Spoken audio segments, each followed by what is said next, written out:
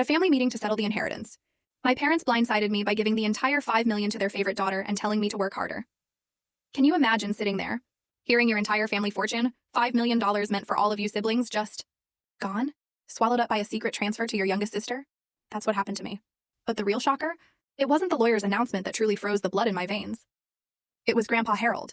Everyone thought he was bedridden and barely lucid, who suddenly stood up from his wheelchair, his eyes piercing and sharp, and uttered 7 words that changed everything. I know exactly what you've been doing. In that single gut-punching moment, my whole life, my entire childhood built on what I thought was solid ground, shattered. I realized then that I had been living a lie. A massive lie. Before I dive into what happened next, and trust me, it's a wild ride, I'm just curious. Where are you watching from today? This family betrayal didn't just change my understanding of loyalty. It changed my entire world. And if you've ever felt that sting of injustice, that deep, unsettling feeling that something just isn't right, then you need to hear this.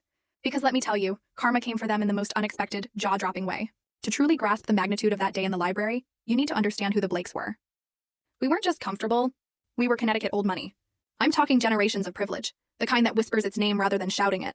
My parents, Richard and Diane, ruled our little empire like benevolent dictators, always reminding us how fortunate we were. There was my father, Richard, the calculating businessman with a Harvard MBA.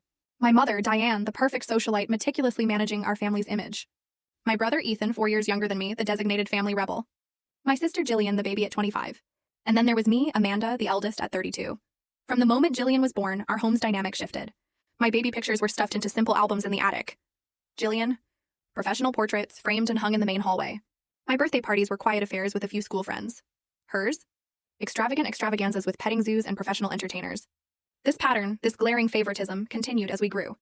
Jillian has your father's business instinct, my mother would gush, even though Jillian's main interests were social media and shopping.